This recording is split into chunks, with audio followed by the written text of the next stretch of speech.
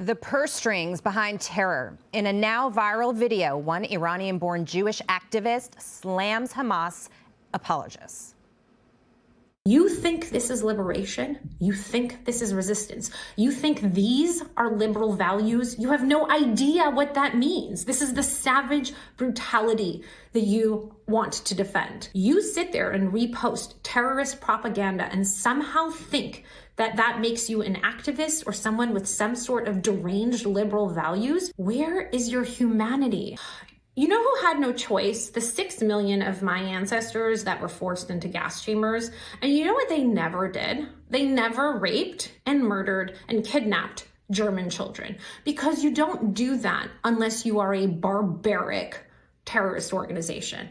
That clip has been viewed tens of millions of times. Joining us now is I Am a Voter co-founder and activist Mandana Dayani. It's great to have you on the program today. Thank you so much.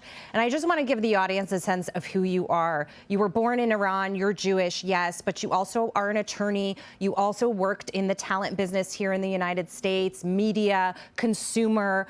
So you really understand when it comes to spin and the narrative, that kind of thing. Talk to me a little bit about your experience growing up in Iran, how that shaped your perspective and also led you to be an activist. Well, thank you so much for having me, and thank you for all of the incredible coverage you have been providing.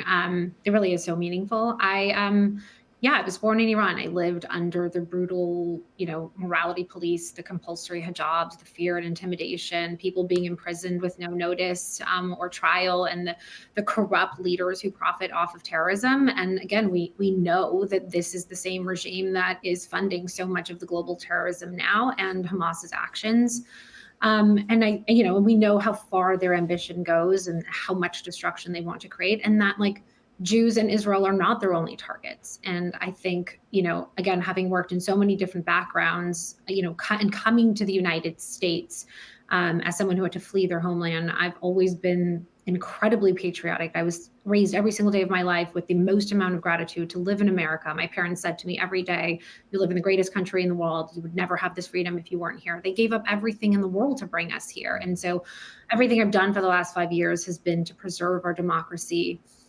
And again, knowing what this regime is and what it does, and working as a brand expert, I could see within 3 hours of the terrorist attack what was being done. I could see the attempt to rebrand this as liberation, as peace fighting, as resistance. And I just could not process that we didn't get a single day to be sad. Yeah. You know what I mean? We didn't get a single day to mourn for the hostages. We immediately had to defend ourselves against people who went on Wikipedia and within 30 minutes became Middle East experts. Absolutely staggering to me, the way this all unfolded and the coverage afterwards as well by some of the other networks and the voices that they were giving a platform to.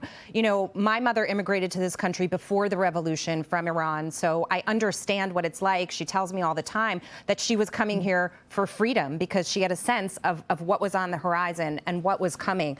But we also talk about the Israelis going in to kill the terrorists. They can do that. They can bomb them. They can get the leaders. But this is an ideology, one that has long been ingrained in the people in the Middle East, and they have a very clear mission. How do we eradicate that? We have to fight terrorism. And we did it with ISIS. We did it with Al-Qaeda. This is not different. I don't know why there's this collective amnesia among so many people. But this is the same terror that attacked us and has attacked so many other countries. And again, when you have the leader of Hamas go on television and say verbatim, we will do this over and over again, and it is not just Israel that we're after. I don't know why this is confusing to people. They're very, very clear about their intentions. Right. It's not confusing. They actually told us their plans. And for some reason, we're defending their right to do that. Can I ask you really quickly, because our vice president came out and she announced the country's first national strategy to counter Islamophobia. At this time, she did that. I'm not going to play the soundbite here, but your reaction to bring that up when the Jews are being essentially hunted. Look, I think that hate is hate. And I think no form of hate is acceptable, right? I think we always have to call out hatred when we see it, and we don't get to pick and choose when we have outrage. And if anyone is suffering, they should not feel isolated in their grief.